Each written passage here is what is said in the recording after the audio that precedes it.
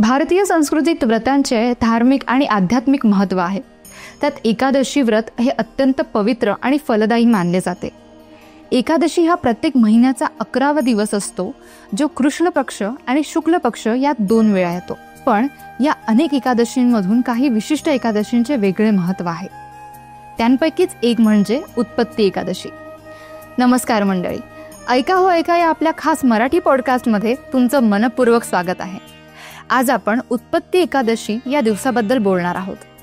या एकादशीचे महत्त्व प्राचीन काळापासून मानले गेले आहे। अनेक धार्मिक ग्रंथांमध्ये याचे सविस्तर वर्णन केले आहे। आजच्या भागात आपण जाणून घेऊया उत्पत्ती एकादशीची कथा, तिचं आध्यात्मिक आणि ऐतिहासिक महत्त्व आणि यामागची श्रद्धा।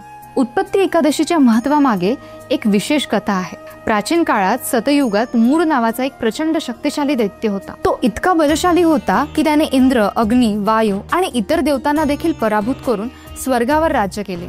देवता अत्यंत भयभीत झाले आणि त्यांनी भगवान शिव यांची मदत मागितली। भगवान शिवांनी सांगितले की या संकटातून वाचण्यासाठी तुम्ही भगवान विष्णूंची शरण घ्यावी।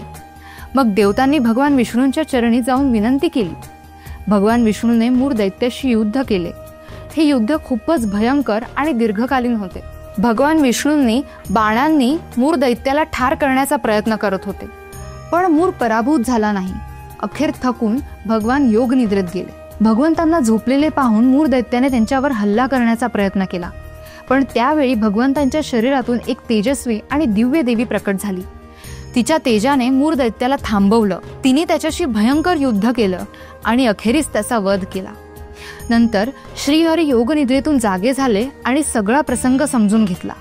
त्यांनी त्या देवीला वर दिला, तुझा जन्म एकादशीच्या दिवशी झाला आहे, म्हणून तुझं नाव उत्पत्ती एकादशी असे राहील। तेव्हापासून या दिवसाला अत्यंत शुभ मानले जाते। उत्पत्ती एकादशीचे व्रत केल्याने हजारो यज्ञांपेक्षा अधिक पुण्य प्राप्त होते असा विश्वास आहे।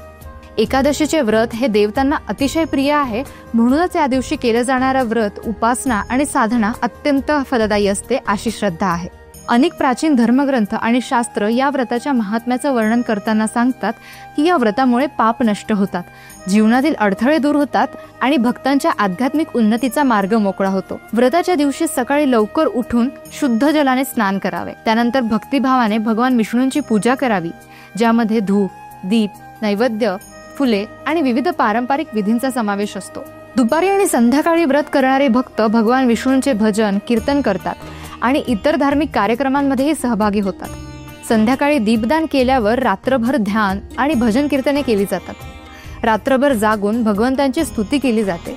असे केल्याने व्रताचे फळ प्राप्त होते असे मानले जाते। आजच्या धकाधकीच्या जीवनातही उत्पत्ती एकादशी सारख्या व्रतांचे महत्त्व कमी झालेले नाही। लोक आपल्या आरोग्याचा आणि मनोबलाचा विचार करूनही हे व्रत पाळतात। हे व्रत शरीराला विश्रांती देते, मनाला शांती प्राप्त होते आणि आत्म्याला उन्नती मिळते। एकादशीच्या दिवशी उपवासामुळे शरीरातील विषारी पदार्थ बाहेर पडतात आणि मनोबल वाढतो। धार्मिक दृष्टिकोनातून पाहिले तर हे व्रत आपल्या जीवनातील नकारात्मक ऊर्जा दूर करून सकारात्मक ऊर्जा आणते।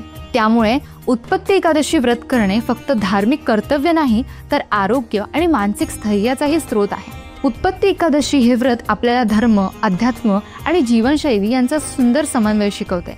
तर मंडळी, आजच्या पुरता एवढंच। आम्हाला आशा आहे की तुम्हाला आमचा हा पॉडकास्ट अवश्य आवडला असेल। आवडला असल्यास लाईक व शेअर करायला विसरू नका व खाली दिलेल्या कमेंट बॉक्समध्ये आपले विचार व मत मांडण्यास अजिबात संकोच करू नका।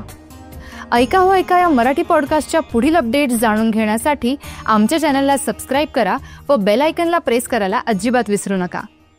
धन्यवाद।